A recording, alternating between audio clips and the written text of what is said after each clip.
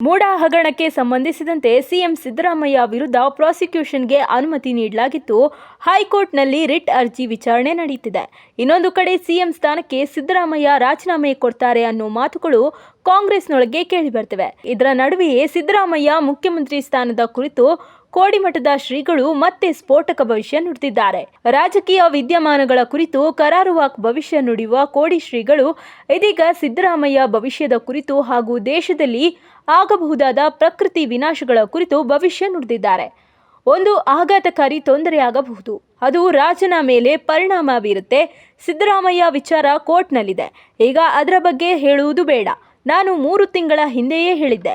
ಅಭಿಮನ್ಯುವಿನ ಬಿಲ್ಲನ್ನ ಕರ್ಣನ ಕೈಯಲ್ಲಿ ಮೋಸದಿಂದ ದಾರ ಕಟ್ ಮಾಡಿಸ್ತಾರೆ. ಮಹಾಭಾರತದಲ್ಲಿ ಕೃಷ್ಣ ಇದ್ದ, ಗದಾ ಯುದ್ಧದಲ್ಲಿ ಭೀಮ ಗೆದ್ದ. ಈಗ ಕೃಷ್ಣ ಇಲ್ಲ, ದುರ್ಯೋಧನ ಗೆಲ್ತಾನೆ ಎಂದು ಹೇಳಬಲ್ಲೆ. ರಾಜ್ಯ ಮತ್ತು ಕೇಂದ್ರದಲ್ಲಿ ಇದೇ ಆಗುವುದು ಎಂದು ಭವಿಷ್ಯ ನುಡಿದಿದ್ದಾರೆ. ಈ ಮೂಲಕ ರಾಜ್ಯದಲ್ಲಿ ಸಿದ್ದರಾಮಯ್ಯ ಮತ್ತು ಕೇಂದ್ರದಲ್ಲಿ ಮೋದಿ ಕಂಟಕ ಎದುರಾಗಲಿದೆ ಎಂದು ಪರೋಕ್ಷವಾಗಿ ಸೂಚನೆ ಕೊಟ್ಟಿದ್ದಾರೆ.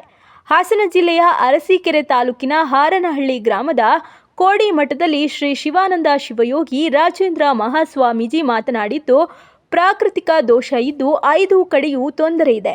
ಭೂಮಿ, ಅಗ್ನಿ, ವಾಯು, ಆಕಾಶ ಹೀಗೆ ಎಲ್ಲ ಕಡೆ ತೊಂದರೆ ಆಗತ್ತೆ. ಇನ್ನೂ ಒಂದು ಆಕಾಶದಲ್ಲಿ ಆಗುವ ದೊಡ್ಡ ಸುದ್ದಿ ಇದೆ. ಈ ಹಿಂದೆ ಜನ ಇದ್ದಂಗೆ ಸಾಯ್ತಾರೆ, ಭೂಮಿ ಬಿರುಕು ಬಿಡುತ್ತೆ ಎಂದಿದ್ದೆ, ಗುಡ್ಡ ಹೋಗುತ್ತೆ ಎಂದು ಹೇಳಿದ್ದೆ, ಪ್ರವಾಹದಲ್ಲಿ ಜಗತ್ತಿನಾದ್ಯಂತ ಮುಳುಗುತ್ತೇವೆ ಅಂತಲೂ ಹೇಳಿದ್ದೆ. ಇನ್ನೂ ಮಳೆ ಇದೆ, ಅದರಲ್ಲಿ ಇನ್ನೂ ಅನಾಹುತಗಳು ಇವೆ. ಒಂದು ಆಕಾಶ ತತ್ವ ಪ್ರಕಾರ ತೊಂದರೆ ಆಗಬಹುದು, ಅದು ರಾಜನ ಮೇಲೆ ಭಂಗ ಬೀರುತ್ತೆ. ಅಭಿಮನ್ಯುವಿನ ಬಿಲ್ಲನ್ನ ಮೋಸದಿಂದ ಕರ್ಣನ ಕೈಯಲ್ಲಿ ದಾರ ಕಟ್ ಮಾಡಿಸಿದ್ರು. ಮಹಾಭಾರತದಲ್ಲಿ ಕೃಷ್ಣ ಗೆದ್ದ, ಗದಾ ಯುದ್ಧದಲ್ಲಿ ಭೀಮ ಗೆದ್ದ. ಇದೀಗ ಕೃಷ್ಣ ಇಲ್ಲದೆ ದುರ್ಯೋಧನ ಗೆಲ್ತಾನೆ. ಅದರ ಅರ್ಥ ರಾಜ್ಯದಲ್ಲಿ ಹಾಗೂ ಕೇಂದ್ರದಲ್ಲಿ ಇದೇ ಆಗುವುದು ಎಂದು ಹೇಳಿದ್ದಾರೆ. 1 ತಿಂಗಳ ಹಿಂದೆ ಕೂಡ ಕೋಡಿ ಶ್ರೀಗಳು ಪ್ರಕೃತಿ ಮತ್ತು ಸರ್ಕಾರಗಳಿಗೆ ಸಂಬಂಧಿಸಿದ ಭವಿಷ್ಯ ನುಡಿದಿದ್ರು.